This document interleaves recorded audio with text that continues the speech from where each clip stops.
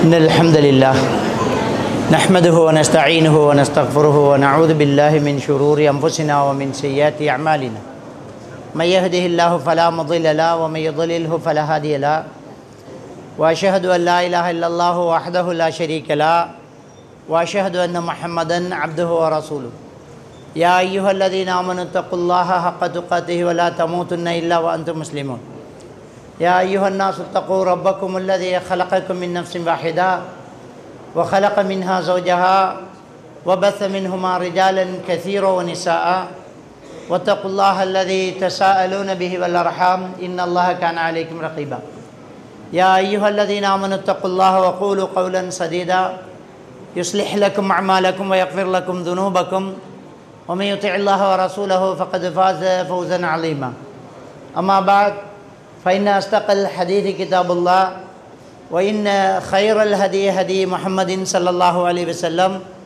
وشر الأمور محدثاتها وكل محدثة بدعة وكل بدعة ضلالة وكل ضلالة في النار சர்வ புகழும் புகழ்ச்சியும் எல்லாம் வல்ல அல்லாஹ் சுப்ஹானஹு வ தஆலாவுக்கே சலாமும் ஸலவாத்தும் ஸல்லல்லாஹு அலைஹி வஸல்லம் அவர்கள் மீதும் சஹாபாக்கள் தாபீன்கள் தபஅ தாபீன்கள் நல்லோர்கள் எல்லோர் மீதும் என்றென்றும் எப்போதும் உண்டாகட்டுமாக.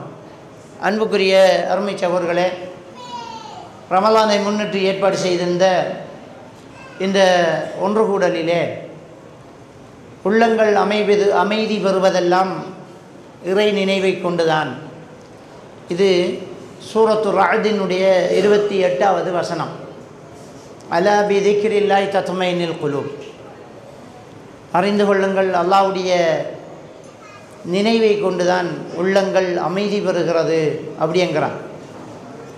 அல்லாஹ் சுப்ஹானஹு வ தஆலா திக்ருல்லா, அல்லாஹ்வின் திக்ர் அப்படி என்று அந்த வாசகத்தை சொல்கிறான். திக்ருல்லா என்கிற அந்த வாசகத்தில் அல்லாஹ்வை நினைவு கூறுதல், அல்லாஹ்வை தொழுதல் என்ற அர்த்தம் எல்லாம் வரும். ஏனென்றால் அல்லாஹ் தஆலா சூரத்துல் ஜும்ஆவில் ஃபஸஉ இலா திக்ரில்லா, தொழுகையின் பக்கம் விரையுங்கள் என்பதற்கு திக்ருல்லா என்று தான் சொல்கிறான். அல்லாஹ்வை நினைவு கூறுவதன் பக்கம் விரையுங்கள் அப்படிங்கிறான். ஒய்தா நூதிய லிஸ்ஸலா மின் யௌமில் ஜும்ஆ, வெள்ளிக்கிழமை தொழுகைக்கு பாங்கு சொல்லப்படுமாக இருந்தால் ஃபஸஉ இலா திக்ரில்லாங்கிறான். அப்போ இந்த ரெண்டு அர்த்தமும் இருக்குது. நம்ம தொழுகையிலையும் அல்லாஹ்வை திக்ர் செய்கிறோம், அல்லாஹ்வை நினைவு கூறுவது. எந்த வகையிலையும் அல்லாஹ்வை நினைவு கூறுவதில் உள்ளத்துக்கு அமைதி இருக்கிறது அப்படி என்று அல்லாஹ் தஆலா இந்த வசனத்தில் சொல்லி காட்டுறான். அதே மாதிரி அல்லாஹ் சுப்ஹானஹு வ தஆலா சூரத்து நஹல் 16வது அத்தியாயத்தின் 97வது வசனத்திலேயும் மன் அமில சாலிஹன் மின் ذكرின் அவ் உன்ஸா வஹுவ முஃமின் ஃபலனுஹ்யியன்னஹு ஹயாத்தன் தய்யிபா, யார் ஈமான் கொண்ட நிலையில் ஆணோ பெண்ணோ நல்லமல் செய்கின்றாரோ அவர்களுக்கு நாம் நிம்மதியான வாழ்வை கொடுப்போம் அப்படிங்கிறான். அப்போ நிம்மதியான ஹயாத்தும் தய்யிபான நிம்மதியான வாழ்க்கை. திக்ருல்லா, அல்லாஹ்வை நினைவு கூறுவதில் தத்மைனுல் குலூப், உள்ளத்துக்கு அமைதி இருந்தால்தான் நிம்மதி வாழ்க்கை. இந்த நிம்மதி, உள்ளத்துக்கு அமைதி இதெல்லாம் எங்கே இருக்குதுன்றா அல்லாஹ்வை நினைவு கூறுவதில். அப்போ நல்லமல் செய்வதன் மூலம் அல்லாஹ்வை நினைவு கூறுகிறோம், ஈமான் கொள்வதன் மூலம் அல்லாஹ்வை நினைவு கூறுகிறோம்.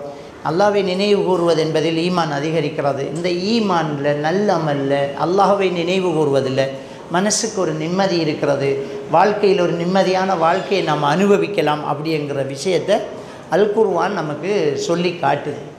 இன்றைக்கு உலகம் பூராகவும் மனிதர்கள் இஸ்லாத்தை தழுவிக்கிட்டு இஸ்லாத்தின் பக்கம் வந்துக்கிட்டு இருக்கிறதுக்கு ஒரு முக்கியமான காரணம் இதுதான். என்ற உலகத்தில் உள்ள மனிதர்கள் நிம்மதியை தான் தேடுறாங்க. அவன் எந்த நாட்டில் எந்த ஒரு வசதியில் இருந்தாலும் எல்லா மனிதர்களும் தேடக்கூடிய ஒன்று நிம்மதி. ஆரம்பத்தில் பணம், பொருளாதாரம், காசு, பணம், அடுக்குமாடி, பட்டம், பதவி என்று அப்படியே போவாங்க. அங்கே போய் இருந்தாலும் சலிச்சிக்கும். என்ன செய்கிற, காசு பணம் இருந்து என்ன செய்யப்பா, தலைக்குள்ள அதுவே வேறு பிரச்சனையாக இருக்குது, எனக்கு நிம்மதியாக இருக்கணும் போல் இருக்குது அப்படிங்கிறாங்க. அப்போ எல்லாத்துக்கும் மேலே ஒரு மனுஷனுக்கு நிம்மதி தேவைப்படுது. ஒரு லெவலுக்கு மேலே அவனுக்கு இதுதான் வழி, இதுதான் நிம்மதி தான் தேவை அப்படிங்கிற ஒரு நிலைமைக்கு மனுஷன் ஆளாகிறான். அப்போ இந்த நிம்மதியை தேடுறான். அவன்கிட்ட காசு பணம் குவிஞ்சிடும், சொத்துக்கள், பட்டம், பதவி, அந்தஸ்து எல்லாம் வந்துடும். அவன் ஆசைப்பட்ட மாதிரி கல்யாணம் முடிச்சிடுவான், குழந்தை குட்டிகள் இருக்கும், எல்லாமே இருக்கும். ஆனால் நிம்மதி மட்டும் இருக்காது. அப்போ அதை தேடுவான். ஐயோ நிம்மதி இல்லையே, தூக்கம் பெற மாட்டேங்குது, எல்லாம் இருக்குது, ஒன்றும் இல்லையே, எப்போ நிம்மதியாக இருக்கிறது, மனசுக்கு ரொம்ப பாரமாக இருக்குதே அப்படின்ட்டு நிம்மதியை மனுஷன் தேடுறான். அந்த நிம்மதியை தேட போய் நிம்மதியை இழந்து தூக்கத்தை இழந்து தூக்க மாத்திரைகளை மனுஷன் பாவிக்கிறான். தூக்க மாத்திரைகளை அதிகம் பாவிக்கக்கூடிய நாடுகள் எது அப்படி என்று தேடி பார்த்தா அமெரிக்காவும் யூகேயும் தான் அதிகமாக தூக்க மாத்திரையை பாவிக்குது. உலகத்திலேயே சூசைட் பண்ணக்கூடியவர்களுடைய எண்ணிக்கை அதிகமாகிட்டு தான் இருக்குது. 14 நிமிஷத்துக்கு ஒருத்தர் சூசைட் பண்ணுறாருங்கிறது WHO. அப்போ வேர்ல்டு ஹெல்த் ஆர்கனைசேஷன் என்ன சொல்லுதுண்டா 14 நிமிஷத்துக்கு ஒருத்தர் சூசைட் பண்ணுறார். நம்முடைய நிகழ்ச்சி தொடங்கி ஒரு 4 பேர் காலி, ஒரு 8 பேர் இப்போ காலி முடிஞ்சு. அந்த அளவுக்கு மனுஷனுக்கு நிம்மதி இல்லை. நிம்மதி இல்லாட்டி தான் அடுத்தது சூசைட் பண்ணிட்டு போகிறான். அப்போ சூசைட் பண்ணக்கூடிய மக்கள் கூட்டிகிட்டு இருக்கிறாங்க. தூக்க மாத்திரை அதிகமாகிட்டு இருக்குது. சாதாரணமான MBBS டாக்டர்களை விட ஸ்பெஷலிஸ்ட்களை விட சைக்காட்டிஸ்ட் டாக்டர்கள்கிட்ட நிறைய மக்கள் குமிஞ்சிக்கிட்டு இருக்கிறாங்க. அப்பாயின்மெண்ட் எடுக்கிற ரொம்ப கஷ்டமாக இருக்குது. அந்த அளவுக்கு மனசுக்குள்ளே நிறைய பாரங்கள் இப்படி நடந்துக்கிட்டே இருக்குது. இப்போ இந்த மனுஷனுக்கு நிம்மதி தேவைப்படுது. இந்த நிம்மதிக்காக ஒவ்வொரு மனுஷனும் ஒவ்வொரு துறையில் அலைஞ்சிக்கிட்டு இருக்கிறான். இதையே வச்சு பிஸ்னஸ் பண்ணக்கூடிய சாமிகள் உருவாகுறாங்க. அந்த சாமியில் வந்து மைண்ட் ரிலாக்ஸுக்கு எங்கள் மடத்துக்கு வாங்க, மடத்தில் வந்து அப்படியே DMR செய்கிறோம், டீப் மைண்ட் ரிலாக்ஸேஷன். அதுக்கு பேரை வச்சுக்கிட்டான். எல்லோரும் டோக்கன் எடுத்துக்கிட்டு காசு கட்டி அப்பாயின்மெண்ட் எடுத்து அவங்க வந்து உட்காந்துக்கிட்டு ஒரு ஃபோன் எல்லாம் அப்படியே சைலண்டில் வச்சு வெள்ளை துணி கட்டிக்கிட்டு வாங்கன்னு அப்படியே தள்ளி தள்ளி இந்த கொரோனாவில் தள்ளி வச்ச மாதிரி அப்படியே உட்கார வச்சு எல்லோரும் அப்படியே கண்ணை மூடுங்க, ஒரு இமேஜை கற்பனை பண்ணுங்கன்னு ஒரு குருவி சத்தம், இயற்கை சத்தம், நீர்வீழ்ச்சி சத்தத்தை அப்படி மெதுவாக கொடுத்துட்டு கண்ணை மூடுங்க, நீங்கள்லாம் ஒரு அழகான இடத்துல இருக்கிறீங்க, ரிலாக்ஸ்ன்ட்டு ஒரு DMR செய்வான். உங்கள் மனசில் இருந்த கஷ்டம் எல்லாம் இப்போ போயிட்டு இருக்குது. உங்கள் மனசில் இருக்கிற பாரம் எல்லாம் இப்போ கழிஞ்சிக்கிட்டு இருக்குது. இப்போது நீங்கள் ரொம்ப அமைதியாக இருக்கிறீங்கிறான். கண்ணை முடிச்சதுக்கப்புறம் எப்படி பாரிக்கணும்னா ரொம்ப நல்லா இருக்கம்மா, 2 மணிக்கு இழந்தான், பிறகு திரும்ப பிரச்சனை வந்துடும். இப்போ அதுவும் தாங்கல்ல, வேறு வழி இல்லை, தண்ணி அடிச்சிருவோன்னு சாராயத்தை குடித்து மைண்டை மாற்ற பார்க்குறான். சாராயத்தை குடிக்கிறான். திரும்ப அது கொஞ்சம் அதில் வெறி தெரிஞ்சோடனே திரும்ப என்ன செய்கிறான், அடிக்கிறான்.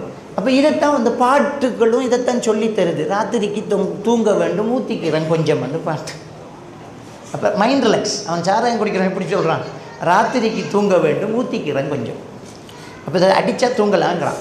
அப்படியே கொஞ்ச நாள் தூங்கிக்கிட்டு பரவாயில்லையேன்னு அடித்து பழகி அதுக்கப்புறம் நிம்மதி டபுள் மடங்கு கெட்டு போகுது. இப்போ இன்னொரு பிரச்சனையும் கூடுது, கேன்சர் ஆகும். ஹாஸ்பிட்டலுக்கு போகணுமா, நுரையீரல் செத்து போச்சான். அப்போ இப்படி அவனுக்கு பிரச்சனை கூடிக்கிட்டு தான் இருக்குது. சிகரெட் அடிக்கிறாங்க, டென்ஷன் இருக்குது அப்படின்ற ஒரு சிகரெட் அடிக்கிறான். சிகரெட் அடிக்கிறதால வருஷத்துக்கு 25,000 பேர் ஸ்ரீலங்காவில் சாகுறதாக இலங்கையினுடைய சுகாதார அமைச்சு சொல்லுது. அப்போ எவ்வளோ பெரிய சாவு. கொரோனாவில் கூட எவ்வளோ பேர் சாகலையே. 3 வருஷம் கொரோனா பிடிச்சி 6,000 பேருக்குள்ளே தான் செத்துது. அந்த 6,000 பேரும் கொரோனா பிடிச்சி மவுத் ஆகலை. கொரோனா பிடிச்சி பாசிட்டிவ், அவங்களுக்கு செக் பண்ணதில் பாசிட்டிவ், அவ்வளோதான், வேறு ஒன்றும் இல்லை. அதுலேயே கொரோனா இருக்கும், கொரோனா இல்லாமல் இருக்குது. அப்போ ஒரே வருஷத்தில் சிகரெட்டில் 25,000 பேர், 3 வருஷத்தில் கொரோனாவில் 6,000 பேரும் கொரோனான்னு எடுத்தாலும் 6,000 தானே 3 வருஷத்துக்கு. வருஷத்துக்கு 2,000 25,000 எவ்வளோ பெரிய ஆபத்து. அப்போ சிகரெட் அடித்து போட்டு அது வேறு டென்ஷனாக. டிஸ்கோவுக்கு போவாங்க, night club, night dance, disco. ஐரோப்பிய நாடுகளெல்லாம் ஞாயிற்றுக்கிழமை நைட்டுக்கு அப்படியே ஒன்று கூட்டி தண்ணி அடித்து பாட்டு போட்டு எல்லாம் அப்படியே கொடுத்து அப்படியே மைண்ட் ரிலாக்ஸ். மறுபடியும் திரும்பவும் அந்த பிரச்சனை தான் பிறப்போம். அப்போ இப்படி என்ன செய்கிறாங்கன்னு சொன்னால் இது ஒரு சாரார் அப்படியே போயிட்டு இருக்கிறாங்க. வேர்ல்டுலேயே நம்பர் 1 மைண்ட் ரிலாக்ஸ் எக்ஸசைஸ் தூண்டல் போடுறது தான். உலகத்தில் உள்ள பெரிய பெரிய வசதிக்காரங்க அவங்களுடைய பிரச்சனையை டென்ஷனை இல்லாமக்கிறதுக்கு என்ன செய்வாங்கன்னா வருஷத்தில் ஒரு தடவை எல்லாம் அப்படியே ஆஃப் பண்ணி வச்சுட்டு எங்கேயாவது ட்ரிப் போய் தருவாங்க. சுவிஸுக்கு போய் தருவாங்க, கனடாவுக்கு போய் தருவாங்க, எங்கேயாவது போவாங்க. போய் அப்படியே எந்த தொடர்பும் பெறப்படா, எந்த ஃபோனும் பெறப்படா, அப்படியே சும்மா இருக்கிறது அந்த கூல் கண்ட்ரியில் அப்படியே டூரிஸ்ட் அப்படியே போயிட்டு இருப்பாங்க. பெரிய பெரிய வசதியானவங்கள்லாம் என்ன செய்வாங்க, டாக்டர் அட்வைஸ் கொடுப்பாரு, நீங்கள் மீன் பிடிங்க, தூண்டில் போடுங்க. தூண்டில் போகிற மீன் பிடிக்கிறதுக்கு கரையாக்கிறதுக்கு இல்லை. அவன் பெரிய கோடீஸ்வரன், கடலையே காசு கொடுத்து வாங்குறவன். அவன் போய் என்ன செய்கிறான்னா அந்த தூண்டில் அப்படியே தூக்கி போட்டுட்டு கொஞ்ச நேரம் மைண்டை கன்வெர்ட் பண்ணுறான். அதை பார்த்துக்கிட்டு இருக்கிறது, அது இழுக்குது, ஓகே, பிடிச்சி கழட்டி திரும்ப அதை போட்டுட்டு திரும்பவும் பிடிக்கிறான். இப்படி இதான் வந்து வேர்ல்டுலேயே பெஸ்ட் அந்த அந்த மைண்ட் ரிலாக்ஸுக்குரிய எக்ஸசைஸ் வந்து தூண்டில் போடுறதான். இதைத்தான் நிறைய பேர் செய்வாங்க. எப்படித்தான் தூண்டில் போட்டாலும் கடைசியாக நீ ஊட்ட வெறுவல்ல, அப்போ பிரச்சனை தான். கடைசியாக ஊட்ட வர தானே வேணும், அப்போ பிரச்சனை தான். நாளைக்கு போய் கடையை திறக்கணுமே, கம்பெனிக்கு போகணுமே, அப்போ திரும்ப பிரச்சனை தானே. அப்போ இந்த பிரச்சனைக்கு தீர்வு தான் என்ன? நிறைய பேர் இன்றைக்கு இஸ்லாத்துக்கு வந்து இருக்கிறாங்கண்டா காரணம் நிம்மதி இங்கே இருக்கிறங்கிறத உணர்றான். நிறைய படித்தவன், நிறைய ஆய்வு செஞ்சவன், கண்டுபிடிப்பாளன், சயின்டிஸ்டுகள், டாக்டர்ஸ்மார்கள், பெரிய பெரிய பொப்பிஷி பாடல்கள், நடிகர்கள் எல்லாருமே இங்கே வந்துட்டு போகிறோம் தான் இப்போ நிம்மதியாக இருக்குது, இஸ்லாத்தில் ஒரு நிம்மதி இருக்குது அப்படின்ட்டு இஸ்லாத்தின் பக்கம் மக்கள் வந்துக்கிட்டே இருக்கிறாங்க. ஜெர்மனியில் அன்னளவாக வருஷத்துக்கு 500 பேர் இஸ்லாத்துக்கு கன்வெர்ட் ஆகிட்டு இருக்கிறாங்க. 2050 ஜெர்மன் ஒரு முஸ்லீம் நாடாக மாறும் அப்படின்ட்டு அதில் பிரசிடெண்ட்டாக இருந்தவன் 2012 பத்திரிகைக்கு ஒரு கட்டுரை கொடுக்குறாங்க. அந்த அளவுக்கு இஸ்லாத்துக்கு மக்கள் கன்வெர்ட் ஆகிட்டு இருக்காங்க. ஆனால் நம்முடைய சாதி சனங்கள் சுபஹானல்லாஹ் இஸ்லாத்தில் பிறந்துட்டு எவளுக்கு பின்னாலேயே போய் இஸ்லாத்தை விட்டுக்கிட்டு போயிட்டே இருக்கிறாங்க. இவங்களுக்கு இன்றைக்கு காதலர் தினம், இஸ்லாத்தை காதலர் தினமாக அதுக்கு ஹார்ட்டை போகிறதும் பூவை போகிறதும் எவளுக்கோ விஷ் பண்ணுறதும், அதில் கொஞ்சம் பேர் கல்யாணம் முடித்தாக்கள் பழைய லவ்வருக்கு பாட்டு கேட்குறாங்க ரேடியோவில் கால் பண்ணி, என்னுடைய பழைய நினைவுகளுக்கு இதை போடுங்க. வீட்டுக்கு வைஃப் இருக்காங்க, மாட்டினா கழுத்து அறுத்து வளவளு. அப்போ நம்ம இஸ்லாத்தை விட்டு தூரம் எங்கேருந்து வந்துச்சு இந்த கலாச்சாரம், காதல் கலாச்சாரம், இந்த காதலர் தின கலாச்சாரம் எங்கேருந்து வந்துச்சு? அப்போ நம்ம இஸ்லாத்தை விட்டு தூரம் ஆகிட்டு அவன் இஸ்லாத்துக்கு வந்துக்கிட்டிருக்கான். வந்தவன் ரொம்ப ஸ்ட்ராங்காக இருக்கிறான், ரொம்ப உறுதியாக இருக்கிறான். அவனுக்கு விளங்குது அந்த நிம்மதியை தேடி வந்தவனுக்கு இதில் ஒரு இந்த இந்த மார்க்கத்துக்குள்ளே ஒரு நிம்மதி இருக்குது, ரிலாக்ஸ் இருக்குது அப்படின்ற அவனுக்கு விளங்குது. அவன் தொழுகையில் பேணுதலில் இருக்கிறான். மார்க்கத்தினுடைய ஒவ்வொரு சடங்கு சம்பிரதாயத்தை அணுவாக அவன் அனுபவிச்சுக்கிட்டு இருக்கிறான். இதில் எவ்வளோ பெரிய ரிலாக்ஸ், எவ்வளோ பெரிய நிம்மதி, எவ்வளோ பெரிய நிம்மதி இருக்குங்கிறான். இந்த நோன்பு வருது, இந்த நோம்பில் எவ்வளோ பெரிய நிம்மதி இருக்குது, இந்த நோம்பில் எவ்வளோ பெரிய நிம்மதி, எவ்வளோ பெரிய ரிலாக்ஸ் இருக்குது. அதை நம்ம இஸ்லாத்துக்கு வந்தவங்க உணர்றாங்க. ஆனால் இந்த முஸ்லீமாகவே பிறந்து முஸ்லீமாகவே வளர்ந்துட்டு நோன்பு காலங்களில் சில தேத்தனி கடை திறந்திருக்கும். அவங்க நோன்புக்காக அல்லாவுக்காக வேண்டி ஒரு வேலை செய்வாங்க. முன்னுக்கு ஒரு சீலையை தொங்க விடுவாங்க. தப்பீரெல்லாம் தானே சொர்க்கத்துக்கு போய்த்திடலாம். அந்த சீலையை கிளப்பி உள்ளுக்கு போய் டீ குடிச்சிக்கிட்டு இருக்கான், ரொட்டி திண்டுக்கிறீங்க. அதை வித்துக்கிருக்கிறவன் நம்மளோட முஸ்லீம், அவனுக்கு தெரியும் இது நம்மளோட ஊர் பிள்ளைகள். ஒரு வழிபோக்கனுக்கு வியாபாரம் பண்ணலாம், ஏன்டா பிரயாணிக்கு நோன்பு கடமை இல்லை. அல்லது ஒரு மாற்று மத சகோதரனுக்கு சாப்பாடு கொடுக்கலாம், அவனுக்கு நோன்பு இல்லை. நம்மளோட ஊர் ஆக்கள் வந்து தம்பி நம்மளை பின்னுக்கு போய் சாப்பிடுங்க, ஆக்கள் காணப்படாண்டு அடித்து கொடுக்காது. அப்போ நமக்குள்ள எங்கே இருக்குது? அப்போ உண்மையிலேயே இந்த மார்க்கத்தில் அல்லாஹ் தாலா திருக்குர்ஆனில் சொல்லக்கூடிய ஒரு விஷயம் 16வது அத்தியாயத்தின் 97வது வசனம், யார் ஆணோ பெண்ணோ ஈமான் கொன்ற நிலையில் நல்லமல் செய்தால் ஃபலனுஹியன்னஹு ஹயாத்தன் தய்யிபா, அவங்கள நாம் நிம்மதியாக வாழ வைப்போம் அப்படிங்கிறான். நிம்மதியான வாழ்க்கைக்கு இங்கே வழி இருக்கி வா என்று அப்படியே இஸ்லாமிய மார்க்கம் கூப்பிடுது. இது தெரியாமல் நிம்மதியை நம்ம இழந்துக்கிட்டே இருக்கிறோம்.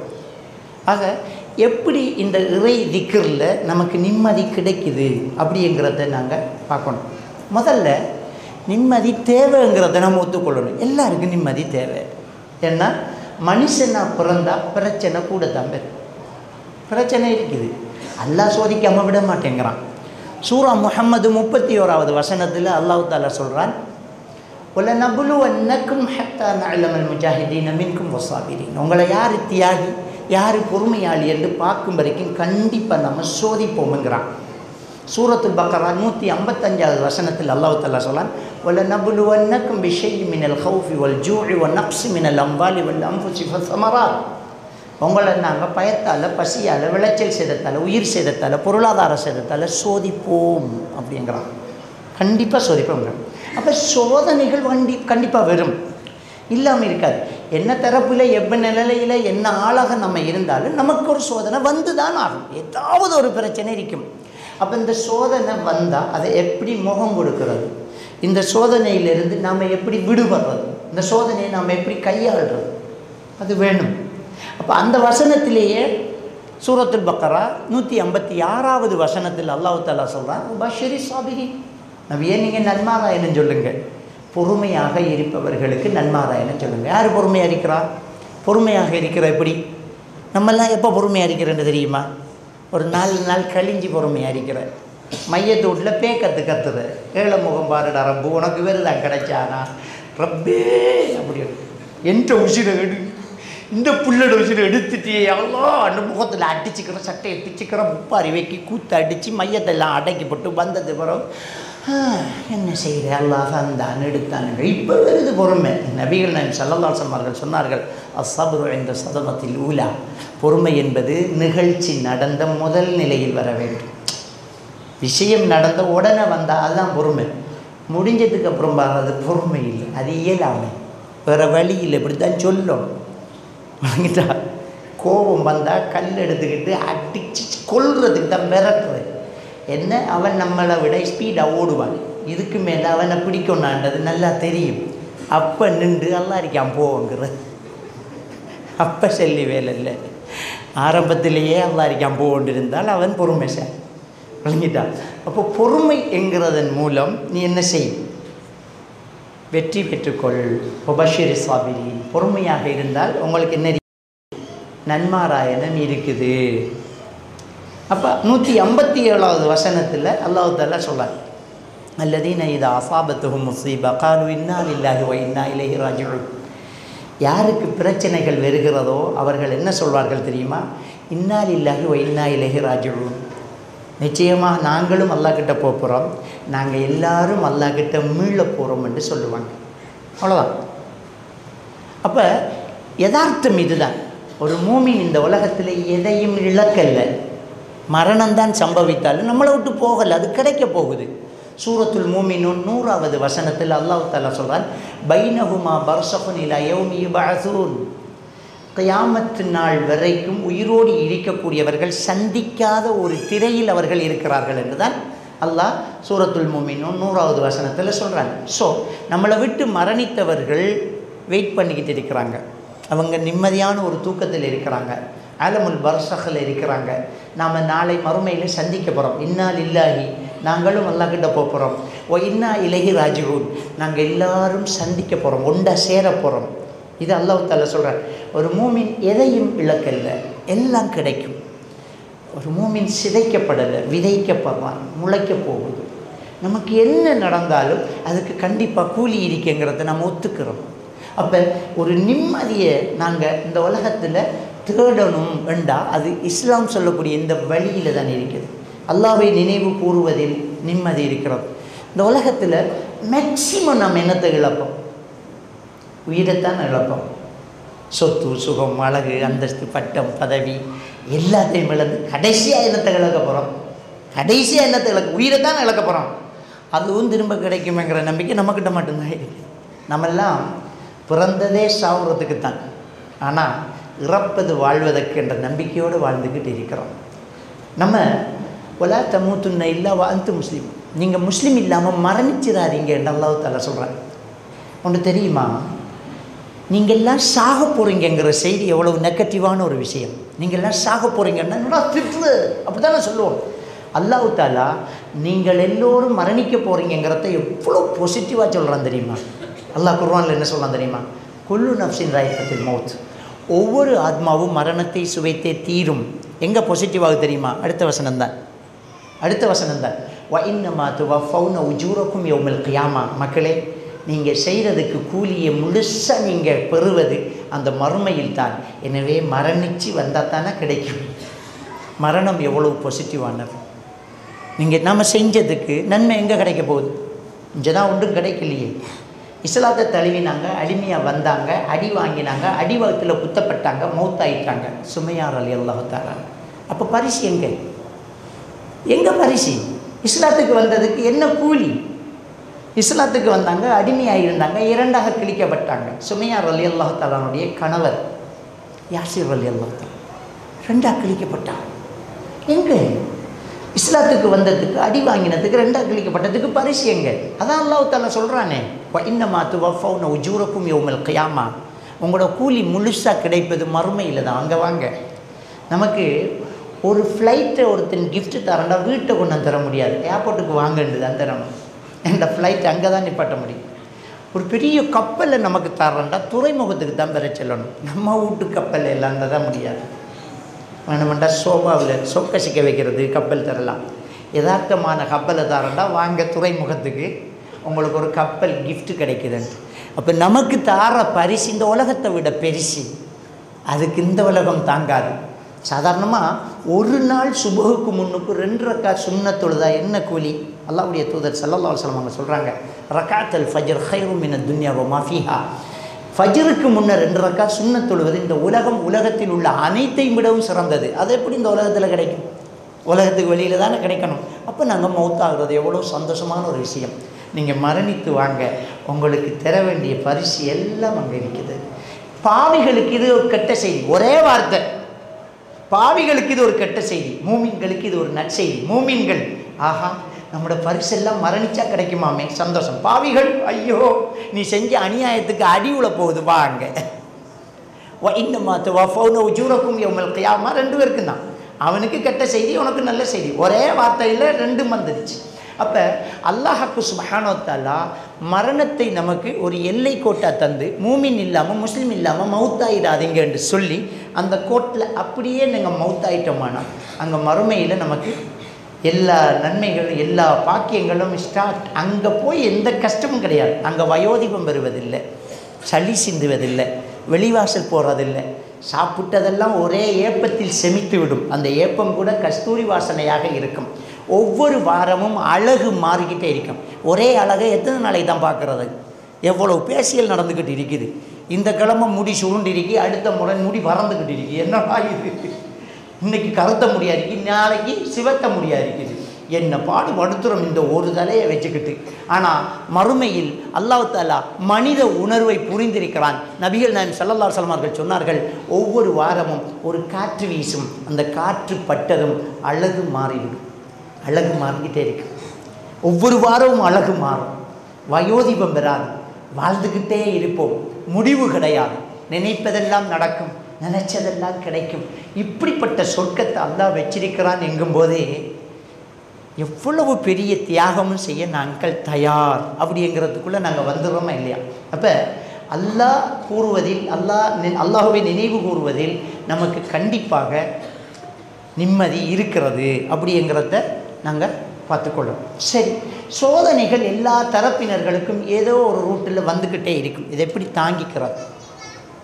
நிம்மதியை இந்த உலகத்திலேருந்து ஸ்டார்ட் எடுத்துக்கலாம்.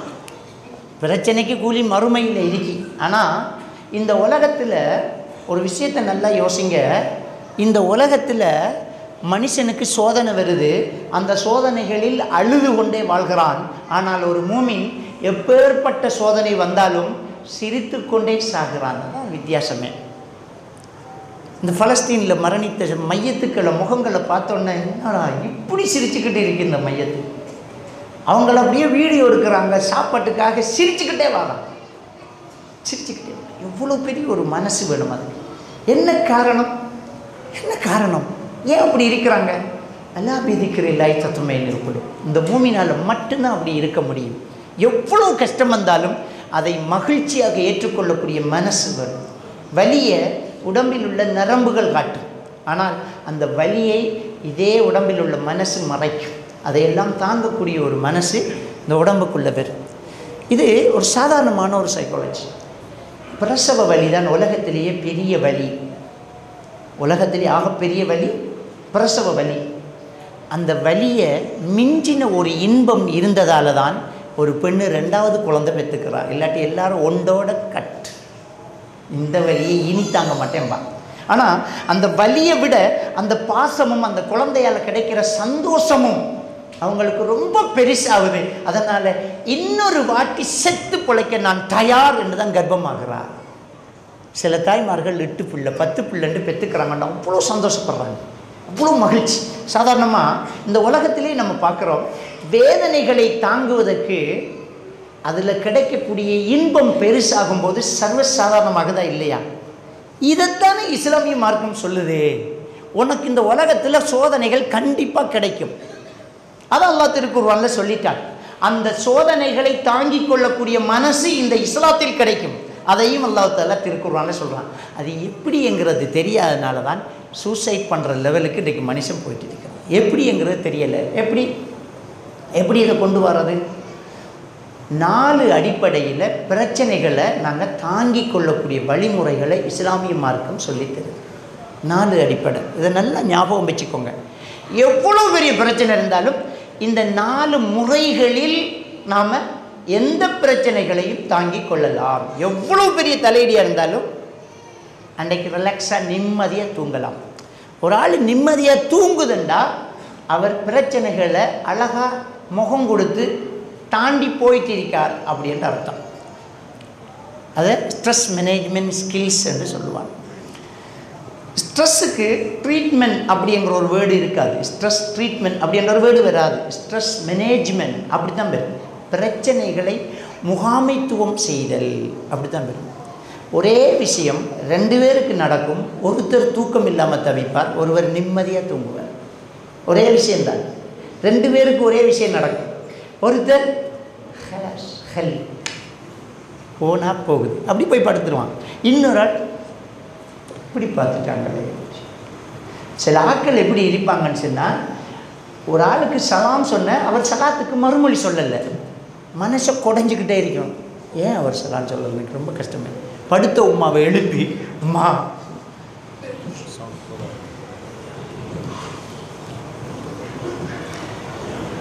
அம்மா ஏம்மா எனக்கு அவர் சலாம் சொல்லலை, அதுக்கு நான் என்னடி பண்ணேன், எனக்கு தூக்கம் வருதில்லை, அவருக்கு நான் என்ன செஞ்சேன், நான் என்ன அநியாயம் செஞ்சேன், ஏன் அவர் சலாம் சொல்ல மாட்டேங்கிறார், எனக்கு சலாம் சொல்லலை, என்னோட ஏதோ கோபமாக இருக்கிறார். அப்போ அந்த பிரச்சனையை இவங்க எதிர்நோக்க தெரியாமல் துடிக்கிறாங்க, தவிக்கிறாங்க, முடிவெடுக்க தெரியல. அதே நேரத்தில் இன்னொரு ஆள் அப்படி சலாஞ்சனா போனால் ஒரே வார்த்தை அவர் கவனிக்கலை போல, அவர் கவனிக்கலை, ஏதோ சிந்தனையில் அவர் போயிருக்கிறார், போயிட்டே இருக்கிறார், ஒன்றும் பிரச்சனை கிடையாது, பழகிட்டார். அப்போ பிரச்சனைகளை தீர்த்து கொள்ள தெரியாதனால தான் இன்றைக்கி நம்ம ரொம்ப கஷ்டப்பட்டுக்கிட்டு இருக்கிறோம். அப்போ அந்த மனசில் 4 அடிப்படையில் எவ்வளோ பெரிய பிரச்சனைகளையும் நம்ம தீர்த்துக்கலாம். இது இஸ்லாமிய குர்ஆனுடைய வசனங்களாலேயும் ஹதீதுகளாலேயும் நாம் எடுத்துக்கிறது தான். ரொம்ப சிம்பிள். ஒன்று, பிரச்சனைகள் என்ன வந்தாலும் முதல்ல நமக்கு கலாக்கதிர் பற்றிய நம்பிக்கையில் உறுதி இருக்கணும். இப்போ ஈமான் கொள்கிற 6 அம்சத்தில் ஒன்று கலாக்கதிர். ஆமன்து பில்லாஹி வ மலாயிகத்திஹி வ குதுபிஹி வ ருசுலிஹி வல் யௌமில் ஆகிர் வல் கதர். அல்லாஹ்வை கொண்டு, மலக்குமார்களை கொண்டு, வேதங்களை கொண்டு, ரசூல்மார்களை கொண்டு, மறுமை நாளை கொண்டு, விதியை கொண்டு. இது ஈமான் கொள்கிற ஒரு முக்கியமான 6 அம்சத்தில் ஒன்று இல்லையா? அந்த கலாக்கதிரை நம்ம கண்டிப்பாக ஈமான் கொள்ளணும். எல்லாரும் ஈமான் கொண்டிருக்கோம், ஆனால் அவ்வப்போது மறக்கிறோம், மறக்கும்போது சாயிடும், அவ்வளோதான். கலாக்கதிரை எல்லாரும் தான் ஈமான் கொண்டிருக்கிறோம், எப்போ மறக்கிறோமோ அப்போ டென்ஷன் ஆகும். மையத்தூட்டில் உட்கார்ந்துக்கிட்டு ஆப்ரேஷன் பண்ணியிருக்கலாம், அப்போ என்னடா கலாக்கதிரை நீ ஈமான் கொண்ட? லையுவகை உள்ள நப்சன் இதாஜா அஜலுஹா. எந்த ஒரு ஆத்மாவுக்கு நேரம் வந்தால் முந்தவும் மாட்டான் பிந்தவும் மாட்டான் குர்ஆனை ஓதி போட்டு ஈமான் கொண்டு போட்டு மவுத்தானதுக்கு போகிறவங்க கொண்டு போய் ஆப்ரேஷன் பண்ணியிருக்கலாம், அழகாக இந்தியா கேத்திருக்கலாம் அப்படின்னு சொன்னால் எங்கடா கலாக்கதிரை காணோம்? கலாக்கதிரை காணலையே. அப்போ என்ன நம்ம தப்பு பண்ணுறோம்? கலாக்கதிரை நம்பணும். நடந்து முடிஞ்சிட்டு போகிறவோ ஒரு கதையும் இல்லை, ஒத்த விஷயந்தான். சூரா ஹதீத் 22வது வசனம். மா அஸாப மின் முஸீபத்தின் ஃபில் அர்தி வலா ஃபி அன்ஃபுஸிக்கும். உங்களையும் இந்த உலகத்திலே நடக்கக்கூடிய ஒவ்வொரு விடயங்கள் இல்லா ஃபி கிதாபின் மின் கப்லி அன் நப்ரஹா. உங்களையும் இந்த உலகத்தையும் படைப்பதற்கு முன்னாடியே நம்ம எழுதிட்டோம்ங்கிறாங்க. என்ன நடந்தாலும் அல்லாஹ்வுடைய எழுத்து, அல்லாஹ்வுடைய நாட்டம், அல்லாஹ்வுடைய எழுத்து, அவ்வளோதான். இதை சொல்லிட்டு 23வது வசனத்தில் அல்லாஹ் தஆலா சொல்கிறான், லிகை லா தஸவ் வலா மா ஃபாத்தக்கும். உங்களுக்கு மிஸ் பண்ணி போனதில் நீங்கள் கவலைப்படாமல் இருக்கிறதுக்காக நாங்களே எல்லாம் எழுதிட்டோம். நமக்கு மிஸ் பண்ணினா நம்ம கவலைப்படுறதுக்கு அங்கே ஒன்றும் இல்லை, அது நம்மளோட ஃபோல்டே இல்லை. நம்ம எவ்வளோ முயற்சி செய்கிறோமோ செய்கிறோம், நமக்கு கடமை முயற்சி செய்கிறதான். முடிவுகள் வரும்போது அல்லாஹ்வுடைய ஏற்பாடு, அவ்வளோதான். எதுக்கு பிரச்சனைப்பட, எதுக்கு மனசில் கவலைப்பட? என்ன ஆச்சு? சாதாரணமாக ஒரு எக்ஸாமில் ஃபெயில் ஆனாலே சூசைட் பண்ணிட்டு போகிறாங்க, மார்க்ஸ் 2 கம்மியானாலே டென்ஷன் ஆகி மனநோய் வருது. என்ன காரணம்? கலாக்கதிர் பற்றிய நம்பிக்கை இல்லை. நல்லா தான் படித்தேன், நல்லா தான் எழுதினேன், சரியாக தான் ஆன்சர் பண்ணேன், ஏ வரணும் மட்டும் தான் நினச்சேன், W வந்துட்டு என்ன இப்போ? நல்லா நாடல்ல. சிம்பிள். இது ஒன்றும் பெருசு கிடையாது, அல்லாஹ் நாடல், அவ்வளோதான்.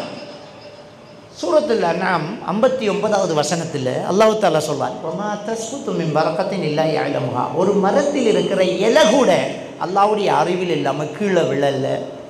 இலை உழுறதே அல்லாஹ் எழுதி வச்சது, அல்லாஹ் நாடினதும் அல்லாஹ் அறிந்ததும் தான் என்றால் கலாக்கதிர் 4 அடிப்படையில் நம்பணும். அல்லாஹ்ட எழுத்து, அல்லாஹ்ட நாட்டம், அல்லாஹ்ட அறிவு, அல்லாஹ்ட படைப்பு. இந்த 4 அடிப்படையில் தான் கலாக்கதிர். அது அக்கீதாவில் நீங்கள் தெரிஞ்சிருக்கணும். அல்லாஹ் அதை எழுதியிருக்கான், அல்லாஹ் அதை நாடி இருக்கிறான், அல்லாஹ் அதை அறிந்திருக்கிறான், அல்லாஹ் அதை படைத்திருக்கிறான். அவ்வளோ ஸ்ட்ராங், அவ்வளோ ஸ்ட்ராங். என்ன நடந்தாலும் அல்லாஹ்ட ஏற்பாடு, அல்லாஹ்ட நாட்டம், அல்லாஹ்ட அறிவு, அல்லாஹ்ட படைப்பு, அல்லாஹ்ட எழுத்து நம்பணும். இந்த ஈமான் நம்மகிட்ட இருக்கும்போது அசைக்கவே முடியாது, டென்ஷனே வராது. என்ன நடந்தாலும் முதல்ல நாம் நினைக்கணும் அல்லாஹ்ட எழுத்து, அல்லாஹ்ட நாட்டம். சூரா ஹூத் 6வது வசனத்தில் அல்லாஹ் தஆலா சொல்றான், ஒமா மின் தாப்பத்தின் ஃபில் அர்தி இல்லா அலல்லாஹி ரிஸ்குஹா. இந்த உலகத்தில் உள்ள ஒவ்வொரு உயிருக்கும் ரிஸ்க்கு பொறுப்பை நாம் எடுத்துட்டோம்ங்கிறான். ரிஸ்க்கு பொறுப்பை நான் எடுத்துட்டேங்கிறேன். எதுக்கு பிரச்சனை? மையத்தோட்டில் என்ன சொல்கிறது தெரியுமா? இந்த குடும்பத்தையே அல்லாஹ் தான் பார்த்துக்கிற இந்த மௌத்தா போச்சு, இவங்க என்ன செய்ய போகிறாங்களோ, அல்லாஹ் தான் ரிஸ்க்கு கொடுத்தேன், அவருக்கு சேர்த்து அல்லாஹ் தான் கொடுத்தேன். மௌத்தானா செத்துருவாங்களா? அல்லாஹ் நாடினா அதை விட சிறப்பாக கொடுத்துட்டு போகிறான். என்ன பிரச்சனை? எதுக்கு நீங்கள் இப்படி யோசிக்கிறீங்க? அல்லாஹ் குர்ஆனில் என்ன சொல்கிறான்னா, வலா தக்துலு அவுலாதக்கும் மின் இம்லாக். வறுமைக்கு பயந்து உங்கள் குழந்தைகளை கொல்லாதீங்க, கருவிலேயே வச்சு அழிச்சிடாதீங்க. இன்னொரு உள்ள பிறந்தா செலவு கூடுமேன்னு பேய்த்திடாதீங்க. உங்களுக்கும் அவர்களுக்கும் நாங்கள் தான் ரிஸ்க் கலக்கிறோம். என்னமோ உங்களை நீங்கள் நினச்சிக்காதீங்க நாம் உழைச்சி திண்டுக்கிட்டு இருக்கோம். நீங்கள் உழைச்சாலும் திங்க கூடாதுன்னு அல்லாஹ் நாடிட்டா ஒரு துளி தண்ணி கூட இறங்காது, வாந்தி வந்துடும். டாக்டர் சொல்லுவான், சார் நீங்கள் சாப்பிடக்கூடாது, இனி உங்களுக்கு சுகர், டீ போட்டு குடிக்காதீங்க, ஃபேக்டரியை அவரை வேறு அழிக்கும், குடிக்க இல்லாது ஏலா முடிஞ்சு கதை. எத்தனை கோடீஸ்வரம் பட்டையில் சாப்பாட்டு இறங்க பார்த்துக்க படுக்காது, இனி சாப்பிட இயலாது, பட்டையில் தான் போடணும், முடிஞ்சு. எல்லாம் எழுதினா தான் கிடைக்கும். அமெரிக்காவுக்கு ஜனாதிபதி ஆனாலும் எழுதப்படாதது கிடைக்காது. சோமாலியாவில் பிச்சை எடுத்தாலும் எழுதினது கிடைக்கும். இதுதான் ஈமான். சாகணும் என்று நெஞ்சு குடிக்கிறவன் தப்புறான், வாழணும் என்று மருந்து குடிக்கிறவன் சாவுறான். இதுதான் விதி. விதியில் இருந்தால் மதிலால் விழுந்தாலும் சாவான், விதியில் இருந்தால் மாடியால் விழுந்தாலும் பிழைப்பான். இது நம்பினா டென்ஷன் பாதி குறையும். எந்த டென்ஷனும் இல்லை. என்ன நடந்தாலும் ஒரே வேர்டு அல்ஹம்துலில்லாஹ், அல்லாஹ்வுடைய நாட்டம், அல்லாஹ் எழுதலை, ஹலாஸ் விட்டுட்டு போயிட்டே. என்ன செய்யலாம்? நம்மகிட்ட இருக்கிற கோடிக்கணக்கான சொத்தை ஒருத்தன் ஏமாற்றி அவன் பேரில் மாட்டி எழுதிட்டான், நம்ம ரோட்டில் நிற்கிறோம். சூசைட் பண்ணிடுவாங்க, சூசைட் பண்ணிட்டான். இலங்கையில் ஒரு மாற்று மத சகோதரர் ஒரு கிராமப்புறத்தில் ஒரு 5000 ரூபா காசை கொண்டு போய் ஒரு கடையில் பொருள் வாங்குறார். அவன் 500 ரூபாய்க்கு தெரியாதனமாக மிச்சம் கொடுத்துட்டான். இவரும் வீட்டை போய் பார்க்குறாரு, மிச்சத்தை குறைய தந்துட்டு அவர் திரும்பி வரான். அவனுக்கு அந்த 5000 ரூபா அந்த ஊரில் சொல்கிறாங்க கிட்டத்தட்ட 1 மாதத்து செலவு அவனுக்கு. அவன் திரும்ப வந்து, ஐயா நீங்கள் 500 ரூபாய்க்கு தான் மிச்சம் தந்த. அவன் சொல்லலாம், இல்லை நான் 5000 ரூபாய்க்கு மிச்சம் தந்துட்டேன். கெஞ்சி பார்த்தான், தரல. வீட்டை போய் சூசைட் பண்ணிட்டான். 5000 ரூபா சூசைட் பண்ண. அவனுடைய மனநிலை எப்படி இருந்திருப்பார்? அதை அவனால் தாங்க முடியலை, அவனால் எடுக்க முடியலை. ஒரு 5000 ரூபா காசு, அதில் 500 ரூபா கிடைச்சிருக்கு, 4500 ரூபா தான் லோஸ்ட்டு. அதுக்கு சூசைட் பண்ணிட்டான். இது அவருடைய மனநிலை. இதுவே நம்ம முஸ்லீம்களாக இருந்தால், யாழ்ப்பாணத்திலேருந்து ஓடி வந்தோமே 90-91 1,00,000 பேர் 200 ரூபா காசோடு வந்தோம். வாங்கி வச்ச இன்னொரு செருப்பு எடுக்கலை, காதில் கிடந்த தோடு எடுக்கலை, கழுத்தில் கிடந்த மாலை எடுக்கலை, அடுக்கி வச்ச உடுப்பு எடுக்கலை, கட்டி வச்ச ஊட்டை ரசிக்க முடியலை, வாங்கி வச்ச வாகனம் என்ன, வயல் என்ன, எல்லாம் விட்டுட்டு நடுத்தருவுக்கு வந்து வசதிக்காரர்கள் எல்லாம் பேப்பரை விரித்து புத்தாளத்தில் சாப்பாடு வேண்டி திண்டோமே. ஒருத்தன் சூசைட் பண்ணானா? ஒருத்தன் சூசைட் பண்ணானா? இல்லையே. ஏன்? கலாக்கதிர். அல்ஹம்துலில்லாஹ், அல்லாஹ்வுடைய ஏற்பாடு. என்னதான் போனாலும் அல்லாஹ்வுடைய ஏற்பாடு. ஹலாஸ் ஹலாஸ், அவ்வளோதான். இந்த கலாக்கதிரை ஈமான் கொண்டுட்டால் நமக்கு எந்த பிரச்சனையும் கொடுக்கலாம். இந்த கலாக்கதிர் யாரு தந்தது, யாரு செய்யலாம்? அல்லாஹ் நான் ஏற்பாடு செஞ்சுட்டேன், நான் எழுதிட்டேங்கிறான். அதுதான் அல்லாஹ்வுடைய திக்ர். அந்த அல்லாஹ்வுடைய திக்ர் வரும்போது அதை தாங்க முடியுது. இது ஒன்று. ரெண்டாவது என்ன, என்ன நடந்தாலும் அதில் ஒரு நலவு இருக்குது. சூரத்துல் பக்ராவில் 216வது வசனத்தில் அல்லாஹ் தஆலா சொல்கிறான், வஅஸா அன் தக்ரஹு ஷையன் வஹுவ கைருல் லக்கும் வஅஸா அன் துஹிப்பு ஷையன் வஹுவ ஷர்ருல் லக்கும் வல்லாஹு யஅலமு வ அன்தும் லா தஅலமூன். நீங்கள் சில விஷயத்தை வெறுப்பீங்க, அதுவோ நல்லதாக இருக்கும் நிலையில் இருக்கும். நீங்கள் சில விஷயத்தை விரும்புவீங்க, அதுவோ கெட்டதாக நிலையில் இருக்கும். எது எப்படி எங்கே நடக்கணுங்கிறத அல்லாஹ் தான் அறிந்தவன், உங்களுக்கு தெரியாதுங்கிறான். நாம் நல்லவன் நினைப்போம், அல்லாஹ்க்கு தெரியும் இது கெட்டது, உனக்கு தர மாட்டேன்டா அப்படின்றான். முதல்ல இறைவனை இறக்க நான் பார்க்கணும், அறக்க நான் பார்க்கக்கூடாது. உம்மா அடித்தாலும் பிள்ளை உம்மா ஆண்டு கத்துது, அது குழந்தையின் மனசு. நம்ம அல்லாஹ் சோதிச்சாலே தொழுகையை விடுறோம், இது பெரியவங்க மனசு. அந்த குழந்தைக்கு இருக்கிற மனசாவது நமக்கு வர்றது இல்லையா? அல்லாஹ் சோதிக்கிறான், ஏதோ காரணம் இருக்கும் என்று திரும்பவும் அல்லாஹ் கிட்ட கேட்க தெரியாதா? உம்மா அடிக்கும் போதே உம்மாண்டு கத்துதே பிள்ளை, அதுக்கு தெரியும் உம்மா தான் நம்மளை அணைக்கணும். இப்போ நமக்கு தெரியணுமே, அல்லாஹ் நமக்கு ஆறுதல் தரணும். சோதனைகள் வரும், அல்லாஹ் ரப்பே எனக்கு காப்பாத்தியா அல்லாஹ், என்ற கஷ்டத்தை போக்கியா அல்லான்னு அல்லாஹ் கிட்ட கேட்கணும். தொழுகையின் பக்கம் விரைந்து ஓடு. கஷ்டங்கள் வரும்போது தொழுகையின் பக்கம் விரைந்து ஓடு, தொழு. அப்ப நபிகள் நாயகம் ஸல்லல்லாஹு அலைஹி வஸல்லம் அவர்கள் சூரிய கிரகணமோ சந்திர கிரகணமோ ஏற்பட்டால் தொழுகையின் பக்கம் விரிவாங்க. முடியும் வரைக்கும் தொழுதுகிட்டே இருப்பாங்க. பிரச்சனைண்டு வந்துட்டால் தொழுகைக்கு எழும்பிடுவாங்க. அவர் என்ன சொல்றார்? தொழுகையில் நிம்மதி இருக்கிறது. சைக்காலஜிஸ்ட் என்ன சொல்றாங்க? தூண்டில் போடுங்கிறாங்க. தூண்டில் போடுறதால என்ன நடக்குது? தூண்டில் போடுறதால என்ன நடக்குது? மைண்டு கொஞ்ச நேரம் கன்வெர்ட் ஆகுது. பிரச்சனையை விட்டு போட்டு மீன் இழுக்குதாட்டு பார்த்துக்கிட்டு இருக்கிறோம். தொழுகையை 5 டைம் நாம் செய்கிறோம்.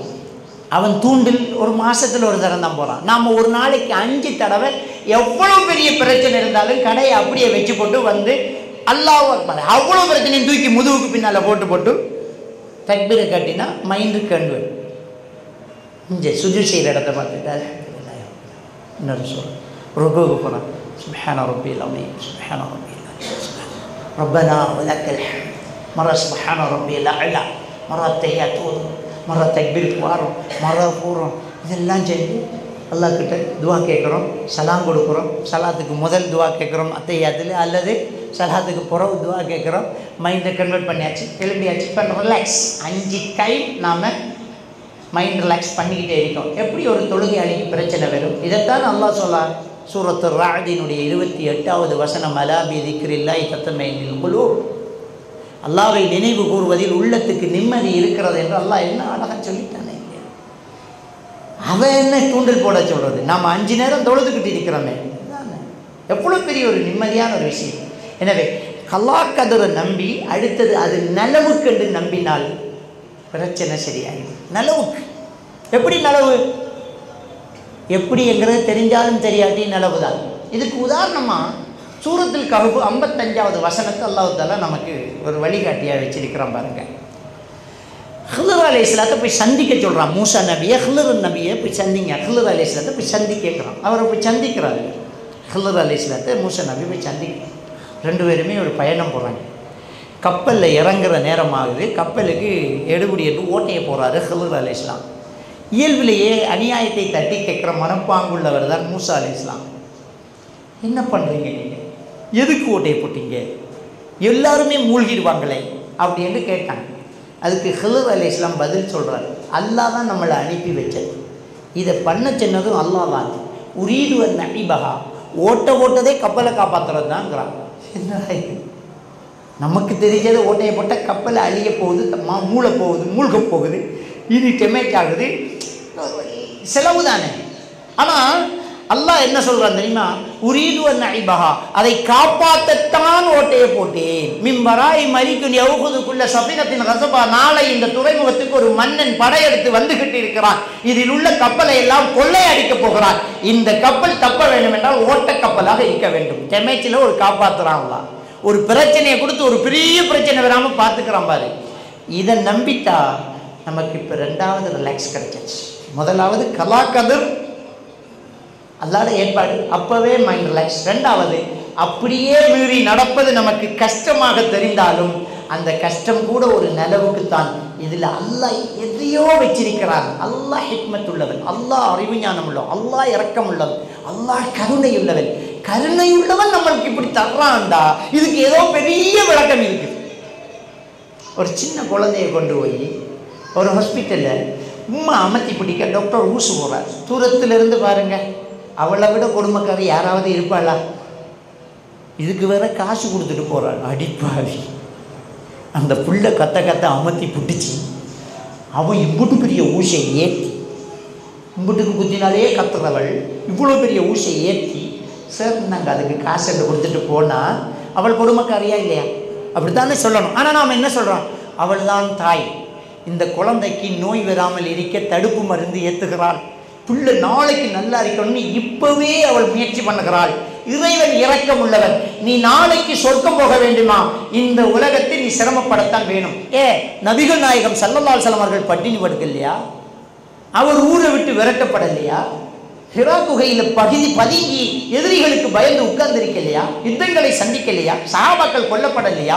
கொதிக்கும் எண்ணெயில் தள்ளப்படலையா? இரண்டு துண்டாக வெட்டப்படலையா?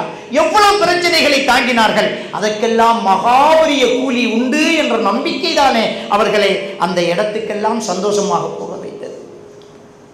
மரணத்தை மகிழ்ச்சியாக ஏற்றுக்கொண்டார்களே.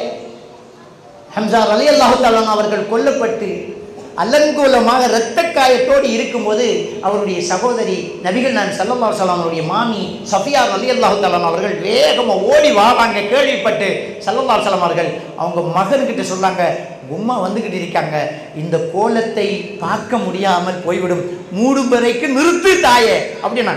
ஓடி போய் நிறுத்துறாங்க. உம்மா நில்லு அப்படின்னாங்க. அடிச்சாங்க கைக்கு. நீ என் மகனும் கிடையாது, நான் உனக்கு தாயும் கிடையாது. கோபத்தில் சொல்றாங்க, என்னடா ஏன் தம்பியை நான் பார்க்கறதுக்கு நீ தடுக்கிற, விடு, நீ என் பிள்ளையும் இல்லை, நான் உனக்கு தாயும் இல்லை, மரணித்தது என் தம்பி. வேகமா வந்துட்டாங்க, ஒன்றும் பண்ண முடியல. ஆனால் அது ஈமானிய உள்ளம். வந்தவர் ஒரு ஈமானிய சிங்கம். அவங்க வந்தாங்க, ஜனாசாவை பார்த்தாங்க.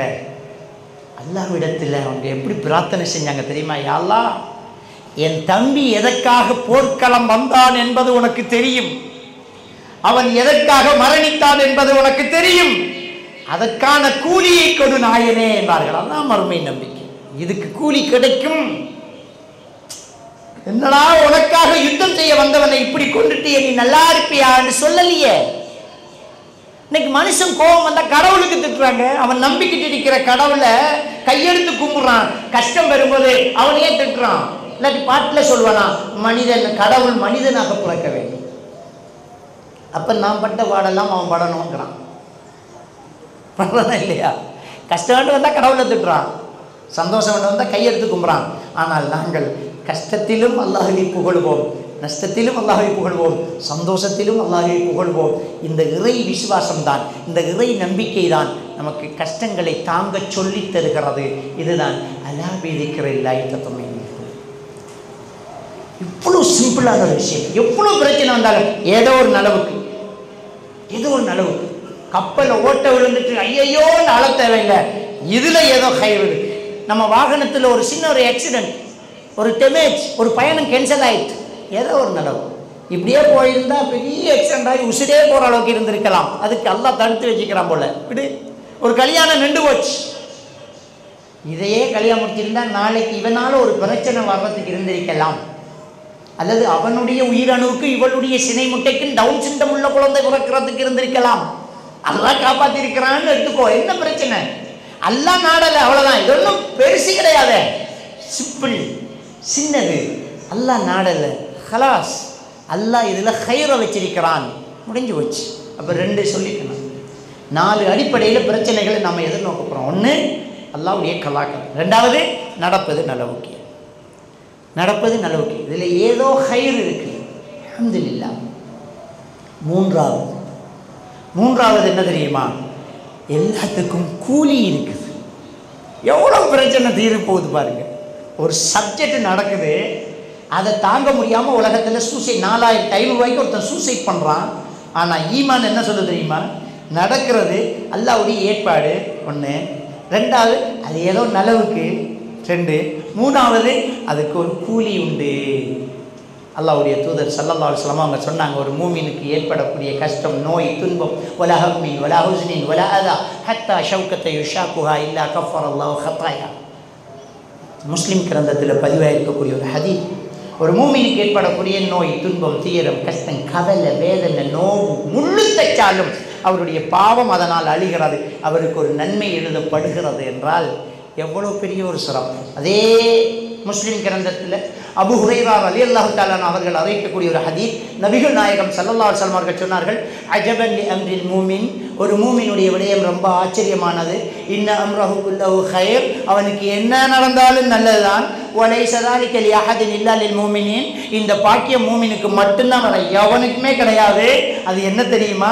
இன் அஸாபத்துஹு ஸர்ரா, அந்த மூமினுக்கு ஒரு சந்தோஷமான விஷயம் நடந்துட்டென்றால் ஷக்கர் அல்லாஹ், அல்லாஹ்வுக்கு நன்றி செலுத்துறான். ஃபகான கைரன் லஹு, அவனுக்கு அது நன்மையாக எழுதப்பட்டு விடுகிறது. வ இன் அஸாபத்துஹு தர்ரா, அவனுக்கு ஒரு கெடுதி நடந்து விட்டால் சபுர், பொறுமை அடைந்து கொள்கிறான். அல்லாஹ்வுடைய ஏற்பாடு, அல்லாஹ்வுடைய நாட்டம், பொறுமைக்கு வந்துட்டான். ஃபகான கைரன் லஹு, அதுக்கு நன்மை எழுதப்படுது. ஸோ என்ன நடந்தாலும் நன்மை தான் நமக்கு. அதைத்தான் நான் ஆரம்பத்தில் சொன்னேன், ஒரு மூமின் சிதைக்கப்படலை, விதைக்கப்படலாம். நம்மகிட்ட என்ன நடந்தாலும் அது நல்லது தான். நோய் வந்தாலும் கூலி இருக்குது, கீழே விழுந்தாலும் கூலி இருக்குது, நம்மகிட்ட இருந்து சுரண்டிக்கு போனாலும் கூலி இருக்குது, இனக்கலவரம் வந்து நம்மளை கொண்டாலும் கூலி இருக்குது, நம்மளோட கடையை பற்ற வச்சாலும் கூலி இருக்குது. என்ன செய்ய போகிற செய், நீ எவ்வளோ பெருசாக செய்கிறியோ அவ்வளோ பெருசாக கிடைக்க போகுது, அவ்வளோதான். கூலி இருக்குவா, கூலி எதையுமே நாங்கள் இழக்கலை, எல்லாமே கிடைக்கும், ஒன்றும் கவலைப்படலை. வெரி சிம்பிள், சந்தோஷமாக இருக்கு. சுரண்டிட்டான், ஏமாற்றிட்டான், பறைச்சிட்டான், எல்லாமே போயிட்டு ஒன்றும் பேச்சு, ஒன்றும் போகலை, எல்லாமே கணக்கில் கரெக்டாக வரும். இன்னும் சொல்ல போனால் மறுமையில் கிடைக்கும்போது இன்னும் கொஞ்சம் அவன் எடுத்திருக்கலாம்னு யோசிக்க வேண்டியது, எல்லாம் கிடைக்கும், ஒன்றும் பயப்படாது, ஒரு பிரச்சனை, ரிலாக்ஸ், நிம்மதி, அல்ஹம்துலில்லாஹ். நம்ம இங்கே ஒன்றும் கஷ்டப்படலை, எந்த பிரச்சனையும் இல்லை. சிலர் நம்ம பிறக்கும் போதே இந்த நோயோட வந்துட்டோமே, எனக்கு சின்ன வயசில் இந்த நோயே, எனக்கு அப்படி கண் பார்வை இல்லை, எனக்கு வாய் பேசுறது இல்லை, என் பிள்ளை பிறக்கும் போதே மனநிலை பாதிக்கப்பட்ட பிள்ளை, எங்கள் மாப்பிள்ளைக்கு ஃபிக்ஸி, அந்த வருத்தம், இந்த வருத்தம், அப்படி பிரச்சனை, இப்படி பிரச்சனை, எனக்கு இது கூட பிறந்து எல்லாரும் நல்லா இருக்கிறாங்க, நான் மட்டும் கஷ்டப்படுறேனே, சொல்லாத. அவங்கெல்லாம் விசாரிக்கப்படணும், நாமெல்லாம் விசாரிக்கப்படலை. நமக்கெல்லாம் நன்மைகள் நடக்க போகுது, மறுமையில் கூலிகள் கிடைக்க போகுது, இதுக்கெல்லாம் நமக்கு மிச்சமாக கிடைக்க போகுது. நபிகள் நாயகம் ஸல்லல்லாஹு அலைஹி வஸல்லம் அவர்கள் சொன்னார்கள், அல்லாஹ் சொல்கிறான், என்னுடைய அடியானுக்கு மிக விருப்பமான ஒன்று இந்த உலகத்தில் எடுக்கப்படும் போது அவன் பொறுமையாக இருந்தால் இவலுஹு இந்தியல் ஜென்னா, அதுக்கு பகரமாக நான் வைத்திருப்பது சுவர்க்கம். கண்ணு வைத்து சுவர்க்கம், ஒரு குழந்தை மௌத்தாயிட்டு சுவர்க்கம், காலு கலட்டிட்டாங்க சுவர்க்கம், ஆரோக்கியம் போயிட்டு சுவர்க்கம். நீ விரும்புறது உனக்கு இந்த உலகத்தில் இழந்து விட்டதாய், அதை நீ பொறுமையாக மட்டும் இரு. அல்ஹம்துலில்லாஹ், அல்லாஹ் உன்னுடைய ஏற்பாடு நான் ஏற்றுக்கிறேன், இதை மட்டும் நீ செய்யி, அவ்வளோதான். ஒரே ஒரு அட்ரஸ் விலாசம் தான் நீ எழுதுற, வேற ஒன்றும் கிடையாது. உனக்கு என்ன பிரச்சனை நடந்தாலும் அதை இந்த அட்ரஸுக்கு ஃபோன் பண்ணிவிடு, என்ன அல்லாஹ்வுடைய ஏற்பாடு, நான் இதை ஏற்றுக்கிறேன், அவ்வளோதான். சொர்க்கம், சொர்க்கம் எம்பட்டு நம்ம இழந்தது எம்பட்டு. சொர்க்கம் எவ்வளோ பிரம்மாண்டமானது, எவ்வளோ பெரிய பரிசு அல்லாஹ் சின்ன ஒரு விஷயத்தை தரான். ஒரு கண்ணுக்கு, ஒரு வாய் பேச்சுக்கு, ஒரு காலுக்கு, ஒரு கஷ்டத்துக்கு, ஒரு குஷ்டரோகத்துக்கு, ஒரு நோய்க்கு, ஒரு மூச்சுக்கு, ஒரு காய்ச்சலுக்கு கூலி சொர்க்கம். இதை விட பெரிய குடைவள்ளல உலகத்தில் யாராவது சந்திச்சிருக்க முடியுமா? அதனால தான் அல்லாஹ் வள்ளல், அவன் வஹாப், அவன் கஃபூர், அவன் ரஹீம், அவன் ரஹ்மான், ரொம்ப கொடுப்பவன் அல்லாஹ். நபிகள் நாயகம் ஸல்லல்லாஹு அலைஹி வஸல்லம் அவர்கள் சொன்னார்கள், புகாரி முஸ்லிமில் பதிவாயிருக்கக்கூடிய ஒரு ஹதீஸ், கருணை என்பதை அல்லாஹ் 100ஆக பிரித்தான். கருணை, இரக்கம், ரஹ்மான் கருணை, இரக்கம் என்பதை 100ஆக பிரித்தான். அந்த 100ல் 1 மட்டும் எடுத்து இந்த உலகத்தில் உள்ள எல்லா உயிர்களுக்கும் சொட்டு சொட்டா கொடுத்தான். கால்நடைகள், பிராணிகள், மனிதர்கள் எல்லாருக்கும் கொடுத்தான். ஸல்லல்லாஹு அலைஹி வஸல்லம் அவர்கள் சொல்லும்போதே சொன்னார்கள், ஒரு கால்நடை தன் கன்று மிதிபடாமல் இருக்கும் முகமாக கால் கோரையை தூக்கியே பிடிச்சுக்கிட்டு இருக்குதே, அதுவும் அந்த கருணையில், அந்த ஒன்றில் அதுக்கு கிடைத்த ஒரு பகுதி தான். உலகத்தில் உள்ள உயிர்கள் எல்லாம் ஒன்றை ஆளுக்கு கொஞ்சம் பிரித்து வைத்திருக்கின்றார்கள். அந்த கருணை இன்னொருத்தருக்காக உயிர் கொடுக்கும் அளவுக்கு இருக்கிறது. பிள்ளைக்காக தாய் உயிரை கொடுக்குறான், கணவனுக்காக மனைவி உயிரை கொடுக்குறான், மனைவிக்காக தகப்ப உயிரை கொடுக்குறான், பெத்த பிள்ளைக்காக வெளிநாட்டில் போய் ஒருத்தன் கஷ்டப்படுறான். இதெல்லாம் வச்சுக்கிட்டு தானே 99 இரக்கம் அல்லாஹ் வைத்துக் கொண்டிருக்கிறான். மறுமையில் இந்த ஒன்றையும் சேர்த்து 100 மோமின்களுக்கு அல்லாஹ் கருணை காட்டுகிறான் என்றால் அல்லாஹ் எவ்வளவு பெரிய இரக்கம் உள்ளவன். அவனே நம்மை சோதிக்கிறான். அவன்தான் நம்மை குஷ்டரோகியாக பிறக்க வைத்தான். அவன்தான் நம்மை இப்படி ஒரு நோயாளியாக பிறக்க வைத்தான். அவன்தான் நமக்கு இப்படி ஒரு கஷ்டத்தை தந்தான். அவன்தான் நமக்கு ஒரு பட்டினியை தந்தான் என்றால், இரக்கம் உள்ள ரஹ்மான் இதை தருகிறான் என்றால் இதை விட பெரிதை தரப்போகிறான் என்று அர்த்தம்.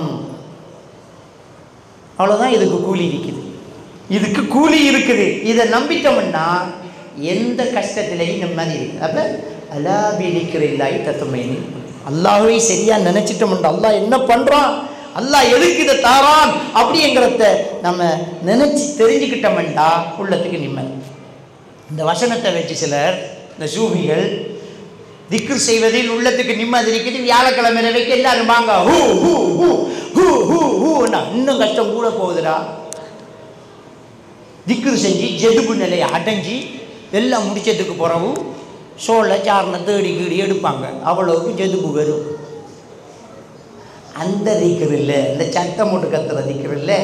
இப்படி அல்லாவை நினைக்கணும். அல்லாஹ் என்னத்துக்கு இதை தாரான், மறுமையில் என்ன வச்சிருக்கிறான், அல்லாஹ் எப்பேற்பட்டவன், அவன் என்னத்தை எல்லாம் படைச்சி வச்சுக்கிறான், எப்படியெல்லாம் சொர்க்கத்தை விதைச்சி வச்சுக்கிறாங்கிறத பார்க்கறது தான் திக்ருல்லாஹ். முடிச்சிருச்சு. மூன்றாவது என்ன? 2 முடிஞ்சு வச்சு. மூன்றாவது என்ன?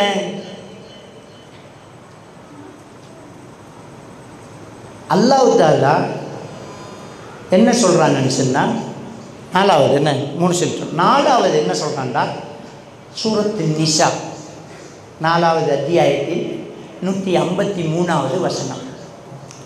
அதில் ஒரு விஷயத்தை சொல்கிறான். என்னென்னா, நமக்கு என்ன நடந்தாலும் அதை சிம்பிளாக்கணுங்கிறான் அல்லாஹ். அந்த வசனம் என்ன சொல்லுதுன்னா, நபிகள் நாயகம் ஸல்லல்லாஹு அலைஹி வஸல்லம் அவங்கள்ட்ட இந்த யூதர்கள் வந்து, நாங்கள் உங்களை அல்லாஹ்வோட தூதர் என்று நம்பணுமெண்டா ஒரு கோரிக்கை ஏண்டாங்க. என்ன வாப்பா, என்ன செய்யணும்னு கேட்டாங்க. எங்களோட கண்ணுக்கு முன்னுக்கு நீங்கள் அப்படியே மேலே போகணும், வரும்போது அல்லாஹ்வோட வேதத்தை கையில் கொண்டாந்து காட்டணும், அப்போ நாங்கள் நம்புவோம்டா. நபிக்கு சரியான கவலை வந்துட்டு, இதை அல்லாஹ்க்கு செய்ய இயலாமலுக்கு இல்லை. நிலவை 2 வெட்டி காட்டின அல்லாஹ்க்கு, மேராஜ் கூட்டிக்கு போன அல்லாஹ்க்கு, கைவிரல் இடுக்கில் நீரை வெளியாக்கின அல்லாஹ்வுக்கு இந்த அற்புதமெல்லாம் ஒன்றுமே கிடையாது, சின்னதுதான். அல்லாஹ் அந்த கேட்டு வந்தவர்களை திருப்திப்படுத்தணும் என்று நினைக்கல, கேட்கப்பட்டவரை திருப்திப்படுத்தணும். உன் மனசு இவ்வளவு உடஞ்சிருக்கிறே, இப்படியே உடஞ்சிக்கிட்டு போனால் என்ன ஆகுறது? எப்படி நீ மைண்ட் ரிலாக்ஸ் பண்ண போற? அல்லாஹ்வுடைய தூதருக்கு அல்லாஹ் ஆலோசனை வழங்குறான். அதுதான் 4வது அத்தியாயத்தில் 153வது வசனம். அல்லாஹ் வசனத்தை இறக்குறான். நபியே, உம்மிடம் மேலிருந்து வேதத்தை கொண்டு வந்து காட்ட சொல்லித்தான் கேட்டார்கள். மூசா நபியிடம் இதை விட பெரிச கேட்டாங்க. ஃபகாலு அரினல்லாஹ ஜஹரத்தன், மூசா நபி கிட்ட அல்லாவே கொண்டாந்து காட்ட சொன்னாங்க. அம்புட்டுந்தான், ஒன்றுமில்லாமல் போச்சு. நமக்கு இருக்கிற பிரச்சனையே பெரிய பிரச்சனைக்கு பக்கத்தில் வச்சா ஒன்றுமே கிடையாது. தனியே நமக்கு ஒரு காயம் வந்தால், ரத்தம் வந்துட்டு இப்படி பிடிச்சிக்கிட்டு, இந்த கையை இப்படி தூக்கி பிடிச்சிக்கிட்டு எடுத்து ஓடி டாக்டர்கிட்ட போய் மருந்தை கட்டி இந்த கையை இப்படியே பிடிச்சிக்கிட்டு நிற்கிறேன், மாப்பிள்ளை சாப்பாடு ஊட்டி விடுறேன், வளைந்தா கையில் காயம் சாப்பாடு. ஐயோ, பெரிய பிரச்சனை. ஏன்? அது மட்டும்தான் நமக்கு பிரச்சனை. இதே ஒரு பெருசிக்கு பக்கத்தில் வச்சா, நீங்கள் ஒரு ஆட்டாவில் போகிறீங்க, ஆட்டா பிறண்டுட்டு உங்களுக்கு அந்த காயம், பக்கத்தில் இருந்த ஆளுக்கு தலை உடஞ்சி மரணிச்சிட்டாரு. இப்போ எடுத்துக்கிட்டு ஓடுவீங்க. உங்களுக்கு ஏதாவது பிரச்சனையா மேடம்? இல்லை. ரத்தம் வருது, அது ஒன்றும் இல்லை, அதை விடுங்க, வேற பாருங்க, ஒன்றும் இல்லை. மருந்து கட்டுவோம் மேடம். அதுக்கெல்லாம் மருந்து தேவையில்லை. இந்த தலையை வலிக்கிற விட என்ன மருந்து கட்டவில்லை. மருந்து ஒரு பெருசிக்கு பக்கத்தில் இருக்கும்போது அது ஒண்ணுமே இல்லாம ஆகுதா இல்லையா? நமக்கு இருக்கிற பிரச்சனைகள் எத்தனை மடங்கு இருந்தாலும் காசாவில் உள்ள ஒரு பிள்ளையை கொண்டாந்து வச்சா ஒண்ணுமில்லைன்றோம். இப்ப நமக்கு இருக்கிற பிரச்சனைக்கு காசாவில் உள்ள ஒரு பிள்ளையை கொண்டாந்து வச்சுட்டு இப்ப சொல்லுண்ட பிரச்சனை நமக்கும் சொல்றதுக்கு இல்லை இல்லை எனக்கு ஒன்றும் இல்லை நான் பாருங்க. இவ்வளவு பிரச்சனையோட அந்த ஆள் கொண்டுக்கிட்டு அம்மா இல்லை, வாப்பா இல்லை, வீடு இல்லை, கால் இல்லை, கை இல்லை. இதுக்குள்ள நமக்கு ஓ லெவல் ரிசல்ட்ஸு கொஞ்சம் குறைஞ்சி வந்ததுக்கு நமக்கு டென்ஷனை. அங்கே ஓ லெவல் ரிசல்ட்ஸ் ஸ்கூலே இல்லை, குண்டை போட்டுட்டாங்க. இந்த ரிசல்ட்ஸு கொஞ்சம் குறைஞ்சதுக்கு ஒரு ஆள் நஞ்சு போத்தலோட நிற்கி விவரம் தெரியல. இது ஒரு சின்ன விஷயம். எந்த ஒரு விஷயத்தையும் சிம்பிளாக எடுங்க. எப்படி சிம்பிளாக எடுக்கிற? ரெண்டு விதத்தில் எடுக்கலாம். ஒன்று, இதை விட பெரிய பிரச்சனை வெளியில் இருக்குதுன்னு எடுக்கலாம். அல்லது நமக்கு இதை விட பெரிய பிரச்சனை ஒன்று நடக்காமல் போச்சே என்று சந்தோஷப்படலாம். அதான் பழையவங்க சொல்லுவாங்க, தலையோடு வந்தது தலைப்பாவோட வைத்து, தலையோடு வந்தது தலைப்பாவோட வைத்து ஹலாஸ் ஹல்லி. அப்போ இதில் அல்லாஹ்வுடைய நினைவு, அல்லாஹ் இதை விட பெருசாக திரளி எவ்வளோ பேருக்கு எவ்வளோ பெரிய சோதனைகள் இருக்குது. இதெல்லாம் ஒன்றும் பிரச்சனை கிடையாது, ஒன்றும் இல்லை, சிம்பிள், இதை தாங்கிக்கலாம், ஒன்றும் கிடையாது. அப்போ சிம்பிள். அப்போ நபிகள் நாயகம் ஸல்லல்லாஹு அலைஹி வஸல்லம் அவர்கள் ஒரு முறை கனிமத்து பொருட்களை பங்கு வைக்கிறாங்க. கனிமத்து பொருட்களை கொடுத்துக்கிட்டே இருக்கிறாங்க. ஒரு முனாபிக்கு என்ன செய்யறாங்கன்னா வந்துட்டு அவருக்கு கொஞ்சம் குறைவாக கிடைச்சிச்சு. அதை வாங்கிட்டு போகும்போது ஒரு நபி தோழர்கிட்ட அவரை பாட்டுக்கு அவருக்கு தெரிஞ்ச ஆட்களுக்கு பார்த்து கூட கொடுக்காரு, நீதி இல்லைன்னுட்டான். அந்த சஹாபி அவர் சட்டையை பிடிச்சுக்கிட்டார். இதை கண்டிப்பாக நபிக்கிட்ட நான் சொல்லுவேன், என்ன வார்த்தை நீ சொல்லிட்ட அப்படின்னு நேராக நபிக்கிட்ட வந்து யாரை சொல்லலாம், இப்போ வாங்கிட்டு போகிறவன் இப்படி சொல்லிட்டு போகிறான்னு சொன்னது. நபிகள் நாயகம் ஸல்லல்லாஹு அலைஹி வஸல்லம் அவர்களுடைய கண்கள் சிவந்து, முகம் சிவந்து அப்படியே கோபப்பட்டாங்க. அவர் சொல்கிறாரு, ஐயோ நான் சொல்லாமல் இருந்துச்சு, நான் சொன்னதால் அவர் கஷ்டப்படுறாரு அப்படின்னு அவர் சொல்கிறார். ஆனால் ரசூலுல்லாஹி ஸல்லல்லாஹு அலைஹி வஸல்லம் அவர்கள் எப்படி அதை ரிலாக்ஸ் பண்ணினாங்க. அந்த ஹதீஸில் பின்துண்டு வருது, பெருமானார் ஸல்லல்லாஹு அலைஹி வஸல்லம் முகம் சிவந்தது, வேதனை வந்துச்சு. உடனே அல்லாஹ் அவருக்கு கைட் பண்ணினது ஞாபகம் வருது. 4வது அத்தியாயம் 153வது வசனம் என்ன சொன்னாங்க தெரியுமா? ரஹிமல்லாஹு அலா மூசா, மூசா நபிக்கு அல்லாஹ் அருள் செய்து பண்ணாங்க. அவருக்கு பிரச்சனை, மூசா நபிக்கு துவா செய்கிறாங்க. ரஹிமல்லாஹு அலா மூசா, மூசா நபிக்கு அல்லாஹ் அருள் செய்வானா. கது ஊதிய மூசா இப்ராஹிம் ஹாதா, இதை விட மூசா நபி சோதிக்கப்பட்டாங்க. ஹலாஸ், மூசா நபி இதை விட சோதிக்கப்பட்டாங்க. நம்மகிட்ட இப்படி தானே சொல்லிட்டு போனான், ஒன்றும் பிரச்சனை இல்லை, ஹலாஸ். அப்போ நமக்கு இருக்கிற பிரச்சனையை தாங்கிக்கிறதுக்கு வெளியில் இருக்கிற பிரச்சனையை கொஞ்சம் பார்த்தாலே போதும். இயல்பில் சில விஷயத்தில் அப்படித்தான் நாம் நடக்கிறது. எந்த விஷயத்தில்? கரண்டு போயிட்டு வீட்டை கரண்டு போயிட்டு டென்ஷனாக இருக்கும். டோய் முன்னுத்துட்ட கரண்ட் இருக்காண்டு பாரு, இல்லை அப்போ வரவில்ல, அப்போ வர. நமக்கு மட்டும் கரண்டு போனால் தாங்க இல்லாது. ஒரு திருடன் உள்ளுக்கு வந்து கழுத்தில் கத்தியை வச்சு கலட்டடி நகையை அடிக்கான். இவள் நகையை கொடுத்து போட்டு சொல்லிக்காள், சார் முன்னூற்றுக்காரி முந்தனாது தான் 4 பவுன் நகை வேண்டிக்கு அந்த அங்கேயும் போங்க. அதுக்கு அவள் சொன்னானா, அடியே அவள் சொல்லி தண்டிஞ்ச வந்த பிரச்சனை என்னன்னா, இன்னொரு ஆளுக்கும் பிரச்சனை நடந்தால் தாங்கலாம், நமக்கு மட்டும் நடந்தால் தாங்க முடியல. இது இயல்பு. இதை ஏன் நாம் எடுத்துக்க மாட்டேங்கிறோம்? என்ன பிரச்சனை வந்தாலும் இதை விடவும் வெளியில் பிரச்சனைகள் அதிகம் உண்டு அப்படின்னு நினைக்கும் போது அதை சுமக்கக்கூடிய ஒரு சுலபமான நிலைக்கு மனசு தள்ளப்படுது. எவ்வளவு நாசுக்கா, எவ்வளவு அழகா இந்த 4வது அத்தியாயத்தின் 153வது வசனம் ஒரு வழிகாட்டுது பாருங்க. இப்போ இஸ்லாமிய மார்க்கம் 4 அடிப்படையில் நமக்கு சொல்லித்தருது. இப்படித்தான் நீங்கள் பிரச்சனைகளுக்கு முகம் கொடுக்கிறது. ஸோ அடிப்படையில் சோதனை இல்லாமல் மனுஷன் இல்லை. நமக்கு கண்டிப்பாக சோதனை உண்டு. அந்த சோதனையை அல்லாஹ்வை நினைவு கூறுவதன் மூலம் சரிப்படுத்தலாம்.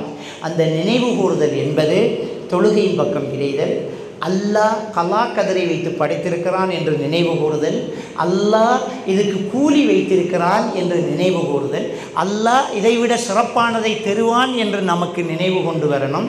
அல்லாஹ் இதைவிடவும் கஷ்டமான மக்களை எவ்வளவோ வச்சிருக்கிறான் அப்படி என்று நம்ம நினைவு கூறும்போது எவ்வளவு கஷ்டத்துக்கு முகம் கொடுத்து மனசு ரிலாக்ஸாக அமைதியாக இருக்கிறதுக்கான வாய்ப்பு உண்டு. அதுதான் அலா பிதிக்ரில்லாஹி தத்மைனுல் குலூப். இதை விட்டுட்டு இந்த வசனத்தை வச்சுக்கிட்டு அப்படியே கூவண்டு திக்ர் செஞ்சுக்கிட்டு கத்திக்கிட்டு கூவங்கிறது இல்லை. என்ன செஞ்சாலும் பிரச்சனை அப்படியே தான் இருக்க போகுது. பிரச்சனைகளை அழிக்க முடியாது, பிரச்சனைகளை அழிக்க முடியாது. நாங்கள் என்ன செய்யணுமெண்டா அதுக்கு கூலி இருக்குங்கிறத தெரிஞ்சு கொள்ளணும். கடைசியாக ஒரு ஹதீஸை மட்டும் சொல்லிக்கொள்கிறேன். நபிகள் பெருமானார் ஸல்லல்லாஹு அலைஹி வஸல்லம் அவர்களிடம் ஒரு பெண்மணி வந்து, யா ரசூலல்லாஹ், எனக்கு வலிப்பு நோய் உண்டு, அதனால் ரொம்ப அவதிப்படுகிறேன், அதிலிருந்து நான் வெளியில் வரணும், எனக்காக துவா செய்யுங்கண்டா. அது ரொம்ப கஷ்டமானது வலிப்பு நோய்ங்கிறது. சமைச்சிக்கிட்டு இருக்கும்போது வலிப்பு வந்தால் அடுப்புக்குள்ளே விழுந்துருவாங்க. எத்தனையோ வலிப்பு வரக்கூடியவங்க, இந்த ஃபிட்ஸ் வரக்கூடியவங்க நெருப்பில் விழுந்துருவாங்க. அவங்களால அதுலேருந்து வெளியில் வர முடியாது. யாராவது ஓடி போய் தூக்கினா தான். வேலை செஞ்சுட்டு இருக்கும்போது அங்கேயே விழுந்துருவாங்க, தலை பற்றும், அவங்களால ஒன்றும் பண்ண முடியாது. அந்த பெண்ணு கேட்குறாங்க. அப்போ நபிகள் நாயகம் ஸல்லல்லாஹு அலைஹி வஸல்லம் அவர்கள் சொன்னார்கள், பெண்ணே, இன் சபர்த்தி உலக்கி ஜென்னா வ இன் ஷித்தி அதுலுக்கி. பெண்ணே, நீ மட்டும் பொறுமையாக இருப்பாய் என்றால் உனக்கு கண்டிப்பாக சொர்க்கம் கிடைக்கும்.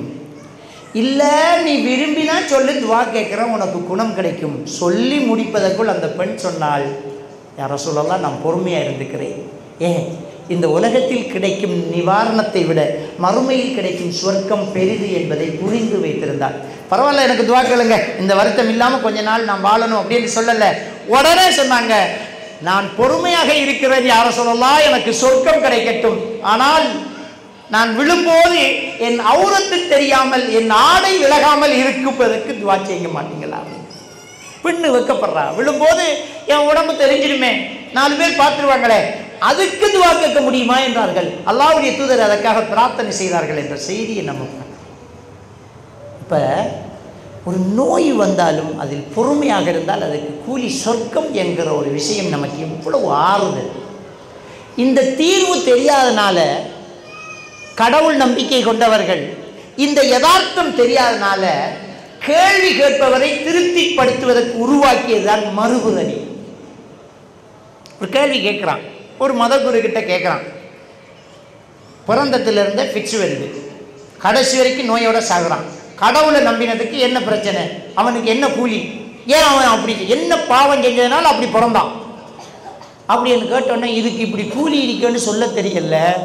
அவர் திருப்திப்படுத்துகிறார் மனிதர்களை. அது என்னையா, மறுபுறவி, அடுத்த புறவியில் அவர் நல்ல ஆரோக்கியமாக பிறப்பார், அல்லது போன புறவியில் அவர் ஏதோ தவறு செய்திருப்பார். சமாளிச்சான்.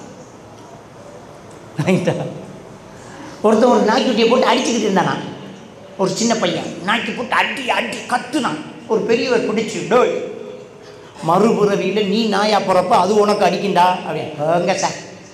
போன ஜென்மத்தில் நான் நாயா இருந்து அவன் எனக்கு அடித்தான், அதுக்கு தான் இப்போ அவனுக்கு அடிச்சுக்கிட்டு இருக்கான். இப்போ மாட்டிக்கிட்டார் அவர். போன ஜென்மத்தில் நான் நாயாக இருந்தேன், இந்த நாய் மனுஷனாக இருந்து எனக்கு அடித்தான், அதுக்கு பழி வாங்கிக்கிட்டு இருக்கேன், போயா பேசாம அப்படின்னா.